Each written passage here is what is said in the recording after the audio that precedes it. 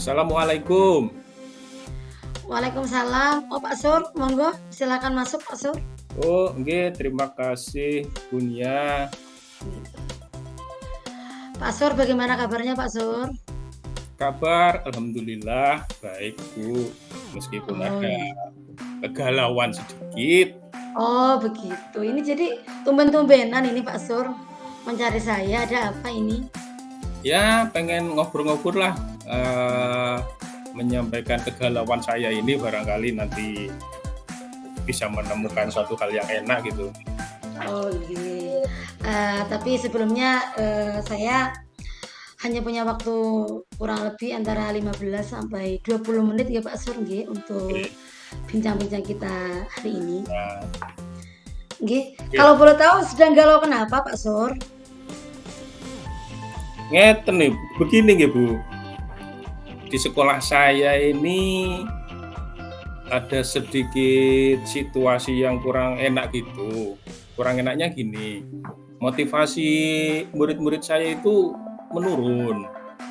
Nah, itu disebabkan karena jalan akses satu-satunya dari sebelah selatan itu ditutup karena proyek pagar TNI. Jadi anak-anak itu kalau ke sekolah itu harus berjalan memutar jauh sekali ke arah barat gitu. Nah, dari kemudian anak-anak itu jadi malas sekolah, banyak yang tidak masuk dengan alasan jauh seperti itu.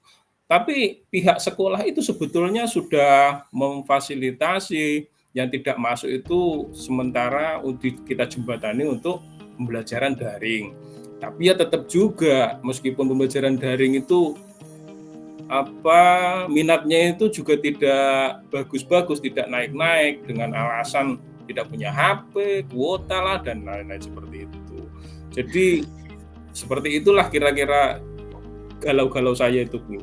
Oh, nggih. Baik Pak Sur, jadi kalau boleh saya, identifikasi begitu ya, Pak Sur ini galau dikarenakan, motivasi belajar muridnya yang sangat menurun, Oke. akibat dari adanya pembangunan jalan apa tadi Pak? Jalan Jalan satu-satunya itu ditutup, oh iya, jadi akses pagar ya. jalan satu jalan satu-satunya ditutup karena ada pembangunan, markas besar TNI begitu Iya, nggih Pak Sur nggih. iya, Dan, ternyata hal tersebut berdampak pada, motivasi belajar siswa akhirnya sering membolos begitu ya Pak Sur ya? iya. Nggih nggih. Kalau boleh tahu, tujuan Pak Sur, pada bincang-bincang kita kali ini, maksudnya apa yang Pak Sur harapkan untuk Pak Sur dapatkan pada perbincangan kita hari ini Pak Sur? Ya seperti Kalau yang saya melihat sampaikan tadi, saya tentang rendahnya motivasi itu tadi. Saya ingin setelah bincang-bincang ini, ngobrol ini ya saya ingin mendapatkan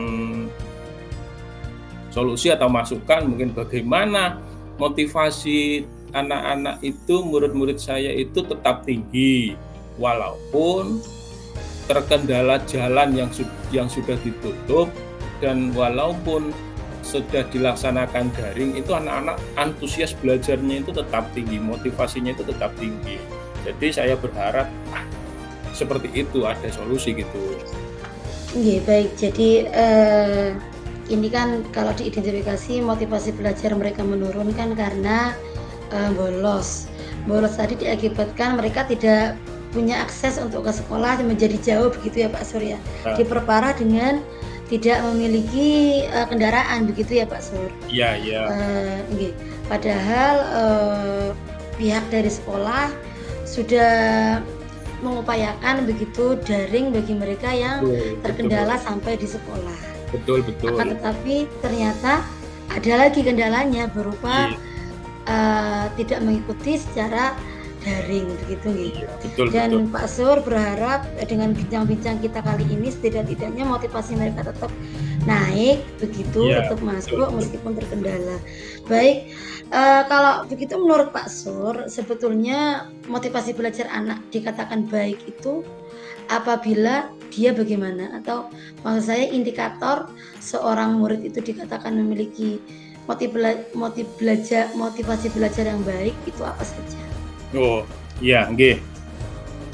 Jadi karena begini, Bu, karena apa, masalah itu kemudian dilaksanakan pembelajaran daring yang istilahnya itu sementara lah kita daring dulu sambil pendekatan kepada anak-anak gitu. Itu kalau motivasi anak secara daring itu menurut saya ya bagaimana siswa itu aktif merespon tugas-tugas yang diberikan oleh guru mungkin melalui WhatsApp atau cepat merespon itu melalui Google Form itu, kemudian juga anak-anak itu mau mencatat materi-materi yang diberikan melalui Google Slide mungkin seperti itu. Jadi sementara ini responnya itu sangat lambat gitu. Ya banyak sih alasan seperti nggak punya HP atau pulsa dan lain-lain seperti itu. Oke, jadi, respon yang diharapkan tidak sesuai begitu ya Pak Sur ya? Ya kurang aktif. Dikarenakan nggih, kalau boleh saya, tegaskan begitu artinya menurut Pak Sur, motivasi belajar siswa itu meningkat meskipun pada pembelajaran daring adalah ketika mereka merespon tugas-tugas secara cepat, merespon, informasi yang ada di WhatsApp juga secara cepat, mengerjakan, semua tugas begitu sesuai dan tepat waktu begitu ya Pak Sur? Iya betul betul. Sementara kalau boleh saya tahu, sekarang ini yang terjadi jika digambarkan dengan angka gitu pada skala angka, respon mereka ini ada pada kisaran angka berapa Pak Sur? Hmm. Ya misalkan kalau saya gambarkan dari angka 1 sampai dengan 10 ya, bisa saya sampaikan itu anak-anak itu masih di level 5 lah tuh, nilai 5 lah, Oh. jadi belum bagus gitu. Oh, jadi masih di level Iya. 5 sampai 6. Sementara Pak Sur pasti mengharapkan di level berapa kira-kira Pak yang ideal menurut Kan Pak Sur? level 8 itu kan kita sudah melihatnya mungkin cukup puas lah gitu, Bu. 7 sampai 8 gitu. Iya. Padahal ini untuk yang belajar daring berarti tidak semua ya Pak Sur ya? Iya. Hanya yang terdampak, Iya yang pada terdampak. pembangunan. Iya, iya yang Oh, terdampak itu tadi. inggih inggih. Baik Pak Sur. Kalau Pak Sur tadi kan, punya apa ya, punya, ancer-ancer begitu istilahnya bahwa skalanya itu yang diharapkan ada pada angka 8 sampai dengan 9 begitu kira-kira ya Pak Sur ya? Iya iya iya. Menurut Pak Sur sendiri dari pengamatan yang Pak Sur lakukan begitu, kira-kira, tindakan apa saja yang make sense atau yang paling mungkin bisa dilakukan, yang paling masuk akal bisa dilakukan agar angka 7 sampai 8 ini terpenuhi begitu? Oke. Agar motivasi belajar mereka tetap, on fire meskipun dalam keadaan daring. Oke. Yang pertama mungkin gini Bu ya, untuk mengatasi hal ini mungkin pertama kita komunikasi dengan kepala sekolah, kemudian rekan-rekan sejawat gitu. Dan saya punya gambaran itu bagaimana enaknya itu kalau yang daring ini dilakukan pendampingan. Misalkan itu ditugaskan satu guru untuk melakukan pendampingan gitu. Dan itu tujuannya yang sebagai pendampingan juga sebagai pendekatan agar anak-anak itu belajar daringnya itu lancar, kemudian tingkat keaktifannya meningkat dan juga untuk nanti ya bisa kembali lagi ke sekolah gitu. Selain menyediakan guru pendamping, apalagi kira-kira Pak yang mungkin dilakukan Pak? Ya Selain mungkin guru pendamping. ya mungkin pengelompokan Bu. Nanti anak-anak itu dikelompokkan. Mungkin anak rumahnya yang terdekat di mana gitu. Soalnya kan ini anak-anak ini murid saya ini meskipun satu wilayah tapi itu jaraknya itu cukup jauh antara rumah yang satu yang lain itu jauh. Karena itu mayoritas kan di perkebunan gitu, perkebunan kelapa yang orang tuanya itu pekerjaannya itu membuat gula itu. Jadi soal yang kedua ya selain pendampingan juga pengelompokan sesuai rumah-rumah mereka yang terdekat gitu. Oh, jadi sesuai zona begitu Ya, ya? Zona zonasi. terdekat Ya, yang betul. mungkin dapat mereka capai begitu. Ya, betul. Nggih, selain tentunya ketersediaan tadi itu ya Pak Sur, Iya, akses internet. iya. Baik, menurut Pak Sur kira-kira apa, kendala yang mungkin timbul jika diadakan dua hal tersebut, pendampingan dan zonasi? Ada Ya, nggak kendalanya? ya kendala yang pertama juga kita itu harus berusaha meyakinkan kepala sekolah gitu ya agar bisa memberikan rekomendasi atau kebijakan agar apa yang saya inginkan itu berjalan gitu. Kemudian yang selanjutnya mungkin yang timbul mungkin yaitu tadi tuh masalah seperti tidak punya HP atau pulsanya nggak ada paketnya, itu mungkin masalah-masalah yang tantangan mungkin yang ada nanti. Nggih, nggih, tantangan yang mungkin muncul. Baik Pak Sur, sebetulnya dari rencana-rencana aksi atau rencana tindak lanjut atas permasalahan yang sedang Pak Sur hadapi itu, sudah bagus dan sudah sangat mungkin bisa dilakukan, sangat make sense begitu. Karena kalau dilihat secara dianalisa ya, apa rencana-rencana tindak lanjut yang Pak Sur ungkapkan tadi itu cenderung lebih mudah, lebih efektif, dan saya rasa juga lebih efisien. Dan saya rasa bisa itu Pak diterapkan. Hanya saja saya menganalisa ini kira-kira jika hal tersebut betul-betul nanti setelah perbincangan kita ini Pak Sur lakukan begitu. Dari beberapa alternatif rencana aksi tadi, rencana aksi yang mana yang paling mungkin Pak Sur lakukan dalam waktu dekat? Ya otomatis sesuai tahapan ya, dalam waktu dekat ya sesegera mungkin harus berkoordinasi dengan kepala sekolah, kemudian berkoordinasi dengan rekan-rekan sejawat gitu, agar kepala sekolah segera memberikan rekomendasi untuk memberikan tugas-tugas pendampingan kepada guru-guru atau rekan-rekan tersebut. Itu. Dan kalau sepenglihatan Pak Sur begitu ya, selama Pak Sur bergaul dengan kepala sekolah dan rekan sejawat begitu, kira-kira dari rencana Pak Sur yang paling dekat untuk dilakukan tadi, apakah ada respon yang mungkin penolakan atau negatif atau bagaimana Pak Sur? Atau mungkin justru mereka mendukung, malah memberi advice yang lebih begitu? Saya kira mereka dan rekan-rekan dan kepala sekolah sangat antusias Bu, karena ini kan memang masalah sebetulnya ya yang harus sesegera mungkin untuk diatasi gitu. Oke. Dan selain itu kan solusi yang Pak Sur tawarkan ini kan sangat masuk akal, sangat mudah untuk dilakukan begitu nggih Pak Sur nggih. Oke.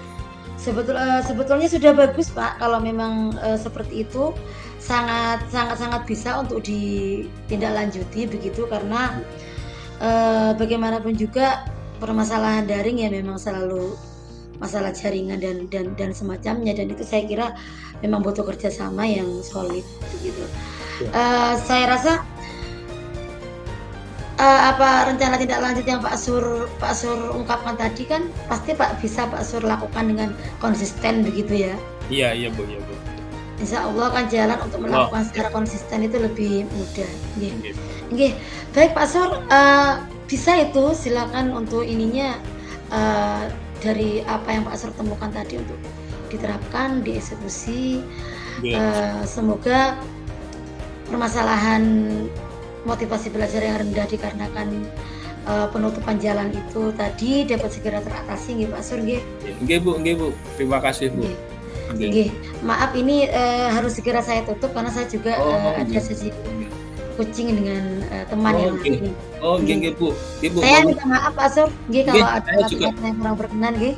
Saya juga terima kasih atas akhirnya saya mendapatkan lega kalau saya agak sedikit terobati gitu. Terima kasih Bu nggih. Alhamdulillah. Nggih sama-sama. Mari Pak Sur. Assalamualaikum. Waalaikumsalam warahmatullahi.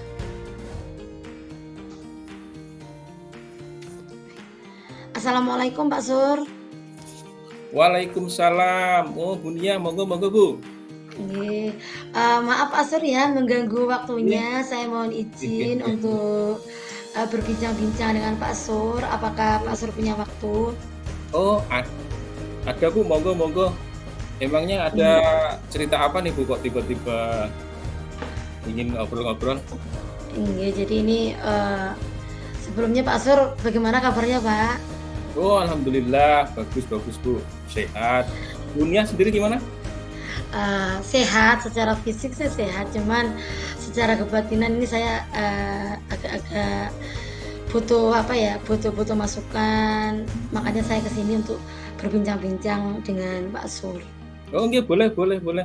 Ya, nanti kita bisa obrol-obrol ya 15 menitan lah ya. Nanti Oh, kita nggih, baik ngobrol baik. lagi 15 Nggih, menit. Oke?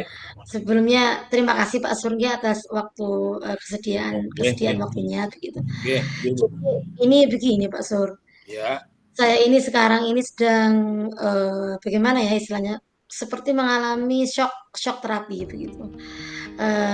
Karena kan saya kan sebelumnya sebelum saya, eee, pindah tugas setelah saya CPNS kalau dipindahkan tugas ke SD saya yang baru kan saya berada di SD yang lumayan maju begitu yang notabene, stakeholder terkait itu sangat mendukung proses, belajar mengajar di sekolah. Iya. Tapi ternyata setelah saya sampai di SD saya yang baru, itu saya menemukan kejadian yang sebaliknya begitu. Akhirnya, hal semacam ini seperti syok terapi begitu bagi saya sebelumnya tidak pernah menemui yang demikian dan karena namanya hal baru begitu, Oke. cukup membuat saya pusing gitu, Pak. Apa nih, Bu? Shock yang seperti apa Iya. nih, Bu? Jadi begini, kalau dulu kan, di SD saya yang dulu itu, eee, wali murid itu sangat peduli terhadap perkembangan belajar putra-putrinya. Ya. Sampai misalnya ini saya ngoreksi begitu ada yang keliru begitu mereka sampai tahu gitu. "Ini jawabannya betul Bu, kok disalahkan?" Sampai sebegitunya perhatiannya. Ternyata setelah di SD saya yang baru, berbanding terbalik. Jadi di SD saya itu justru orang tuanya bahkan anaknya bolos pun itu mereka tidak aware, tidak tahu. Tahu pun seperti acuh begitu ya. Nama juga anak Bu, seperti itulah kalimat-kalimat yang keluar. Dan itu tidak terjadi, dalam pembelajaran sehari-hari saja, bahkan untuk hal-hal yang menurut saya sangat penting, begitu momen penting bagi seorang anak, semisal, penerimaan rapot gitu nggih. Saya apa namanya, meminta untuk lanjut aja, saya meminta untuk datang begitu mereka tidak datang. Dan hal itu lumayan membuat saya syok begitu Pak Sur. Nggih. Oh, nggih.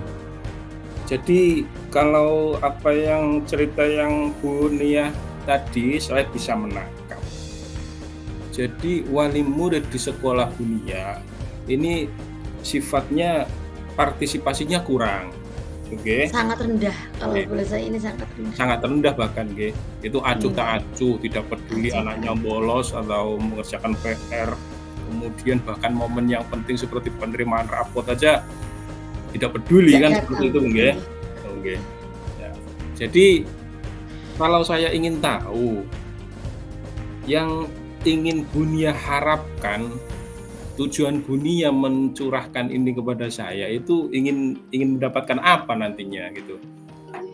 Tentunya, saya berharap dari perbincangan kita kali ini saya, eee, mendapat, eee, s apa, saran solusi begitu ya atau jembatanlah, untuk saya dapat menemukan kira-kira tindakan apa yang tepat agar motivasi, dukungan wali murid untuk anaknya itu meningkat begitu. Karena saya rasa nggak mungkin Pak kalau hanya, keberhasilan belajar anaknya dibebankan kepada pihak sekolah. Justru peran orang tua itu sangat vital begitu. Oke, Bunia. Jadi Bunia ingin mengharapkan wali murid yang baik lah intinya seperti itu nggih. Nah, Nggih. kalau boleh saya tahu, bolehkah Bunia mengidentifikasi gitu, wali murid yang baik itu wali murid yang seperti apa sih? Iya, jadi indikator dari wali murid yang baik itu tentunya adalah, dia yang perhatian, memperhatikan perkembangan belajar anak didiknya, anak-anaknya, begitu. Jadi setidaknya ada PR ya harus tahu, kemudian anaknya bolos ya harus harus tahu, begitu kan.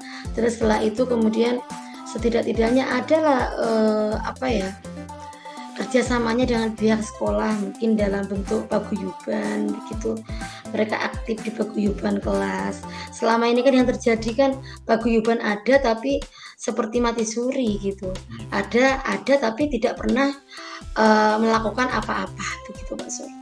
Nggih nggih nggih. Jadi wali murid yang baik itu ya wali murid yang perhatian kepada perkembangan belajar anak kan gitu ya nggih? Nggih nggih, Wali murid juga mampu diajak kerjasama dengan sekolah itu kan betul, wali murid yang baik sebetulnya kan Bu nggih? iya. Nggih. Wali Nah murid yang dapat diajak kerjasama kan tentunya dapat meningkatkan belajar anaknya juga. iya Bunia. Kemudian kalau boleh saya tahu, rencana Bunia ke depan untuk mewujudkan hal-hal tersebut apa kira-kira? Iya. Jadi, melihat dari kenyataan yang terjadi sekarang ini nggih, eee, partisipasi wali murid untuk mendukung belajar anaknya itu jika digambarkan dalam angka itu hanya antara di kisaran angka 5 sampai 6 gitu. Jadi memang masih sangat rendah. Rendah, nggih. Saya mengharapkan ya setidak-tidaknya setelah perbincangan ini 7 sampai ada di angka 7 sampai 8 lah. Artinya, Oh, wali murid itu mulai aware terhadap, keberhasilan belajar anak, terhadap bagaimana mereka belajar sehari-hari di sekolah, terus apa saja yang perlu dilakukan untuk mendukung belajar anaknya. Tentunya itu yang saya harapkan Pak Sur. nggih. Jadi meningkat, Iya motivasi mendukung belajar anaknya. iya. Apa rencana Bunia untuk mewujudkan itu? Ada beberapa sih Pak yang, menurut saya bisa dilakukan. Di antaranya mungkin saya hendak mengadakan Mmm, sesi parenting bersama wali murid untuk memberitahukan, untuk, eee, memberikan pemahaman begitu tentang pentingnya peran serta orang tua dalam keberhasilan belajar anak. Terus ya, apa ya, melakukan pendekatan dari hati ke hati juga, melakukan pendekatan secara personal, mengajak mereka berkomunikasi secara, personal begitu. Kemudian, menghidupkan kembali ini sih Pak, paguyuban kelas, oh iya, karena sebetulnya kan ada, mmm, nggih. Sebetulnya iya ada hanya saja tidak tidak hidup. iya. Kemudian kalau kegiatan parenting ini menarik Bu, nggih. Kalau kegiatan parenting itu kira-kira yang terlibat itu siapa saja Bu nantinya? Iya, yang terlibat jika memungkinkan ya tentu saja adalah, pihak sekolah, warga sekolah dalam hal ini mungkin bapak ibu guru dan kepala sekolah. Tapi, parenting ini kan biasanya menghadirkan orang-orang yang sudah ahli Mbak di bidangnya. Seharusnya sih kalau di sekolah-sekolah besar itu biasanya mereka mendatangkan psikolog. Jika tidak ada psikolog bisa juga guru-guru pembimbing khusus yang ada di daerah di wilayah tersebut begitu. Itu juga bisa kita ajak kerjasama. Mungkin itu, Pak. Oh iya iya, bagus itu Bu, parenting ya. Iya. Kemudian mungkin tantangannya seperti apa gitu kalau Iya, kalau parenting tantangannya tentunya kembali lagi kepada motivasi wali murid tadi, Pak. Apalagi memperkenalkan hal baru itu kan, tidak mudah ya. Mungkin mereka akan, "Apa sih parenting itu apa? Aduh diberitahu apa juga ini gunanya?" Pasti kan ada seperti iya itu ya. Saya juga menyadari sih, Pak, ya, mereka juga kan nggak semua dari kalangan terdidik gitu. iya, betul. Jadi ya kita harus banyak-banyak memberikan pengertian dan memberikan pemahaman secara periodik lah, secara Iya, bertahap begitu. Tidak bisa langsung oh, kita gas begitu. oke oke oke. Tadi Bunia punya rencana mengadakan parenting, kemudian menghidupkan kembali paguyuban kelas yang apa itu, yang katakanlah mati suri gitu ya. Nggih. Nah, oke Bunia, untuk kira-kira dalam waktu waktu dekat, itu yang prioritaskan Bunia untuk segera dilaksanakan itu yang mana itu? Ya, yang pertama tentunya saya hendak berkoordinasi gitu, mengkomunikasikan terlebih dahulu kepada kepala sekolah saya gitu, bahwa ini keadaan ini harus segera diatasi, tidak boleh kita biarkan berlarut-larut gitu. Ya intinya berkomunikasi kepada kepala sekolah supaya beliaunya juga memberikan dukungan begitu.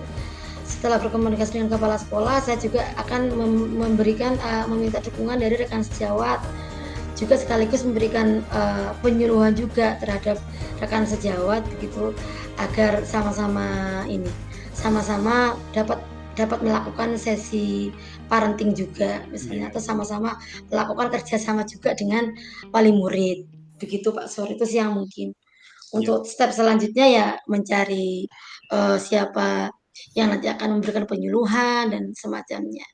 Dan yang paling mungkin sih yang pertama sekali ini Pak, paguyuban kelas. Saya akan kembali untuk